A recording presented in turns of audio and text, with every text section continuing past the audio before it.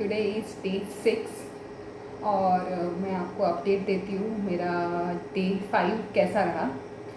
तो मेरा day 5 actually मेरा कल जो था फास्टिंग था। जो मैं एक्चुअली करती हूँ फास्टिंग मंथ में ट्वाइस, मतलब 2 बार मैं करती हूँ फास्टिंग। तो एक्चुअली मैंने ना मतलब एक वर्कशॉप भी अटेंड किया था जिसमें मैंने सीखा था कि हफ्ते में हम लोग को कम से कम 1 बार फास्टिंग करना चाहिए, मतलब जूस का या सूप का, मतलब हम लोग ग्रेन्स नहीं खाना चाहिए।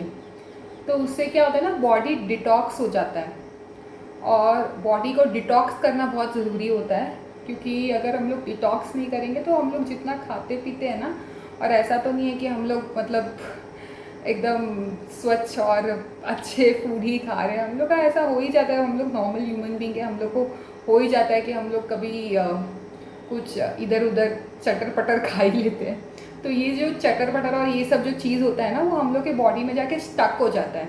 तो हम लोग को ना बॉडी को डिटॉक्सीफाई करना बहुत ज़रूरी होता है। तो डिटॉक्सीफाई करने के लिए ऐसा रिकमेंडेड है, इवन साइंटिफिक इसका प्रूफ भी है कि हम लोग को ना फास्टिंग करना चाहिए। इवन फ्रॉम स्क्रिप्चर्स भी कहा जाता है, और फिर मैंने जो वर्कशॉप आयुर्वेदा के हिसाब से भी फास्टिंग वगैरह करना बहुत अच्छा होता है बॉडी के लिए, वो डिटॉक्सीफाई कर देता है बॉडी को। तो वो उसमें वीकली मैंने वो वर्कशॉप अटेंड किया था, तो उसमें बताया गया था कि हम लोग को वीकली करना चाहिए, कि वीक में 1 बार हम लोग को फास्टिंग करना चाहिए अगर किसी को वेट लॉस करना है तो मैंने ट्राई तो किया, बट मेरे से वीकली तो नहीं पॉसिबल है। लेकिन हाँ, मैं मंथ में 2 टाइम्स फास्टिंग ज़रूर करती हूँ, जो मैं बहुत टाइम से करते आ रही हूँ। तो वो मैं ज़रूर करती हूँ 2 टाइम्स। तो कल का मेरा फास्टिंग था, तो देखा जाए तो मेरा उसमें अगर कुछ सीखी हूँ तो उसमें क्या सीखी हूँ कि ना, मतलब अगर हम लोग डिटॉक्सीफाई करेंगे बॉडी, तो बॉडी भी अच्छे से चलेगी और हम लोग को बहुत ज़्यादा एनर्जी मिलेगा। मतलब हम लोग को बहुत लाइट लगेगा बॉडी में, और हम लोग को लगेगा कि हम लोग बहुत कुछ कर सकते हैं। नो डाउट जिसको आदत नहीं रहता उसको थोड़ा हेडेक वगैरह होगा, सब चीज़ होगा, बट किसी को अगर हैबिट हो जाता है फास्टिंग करने का, तो उसको ना बहुत मतलब बॉडी भी एकदम लाइट लगेगा, और उसको लगेगा कि मतलब वो मतलब कुछ भी कर सकता है। तो और सेकेंडली अगर मैं वेट का अपडेट करूँ, तो मेरा वेट जो आज का मैंने देखा वो 76.5 था, नहीं 76.2 था आज का मेरा वेट, सॉरी। आज मेरा वेट 76.2 था और मैंने स्टार्ट किया था आई गेस 78.3 से, और अभी जस्ट 5 डेज़ हुआ है, मतलब आज 6th डे है।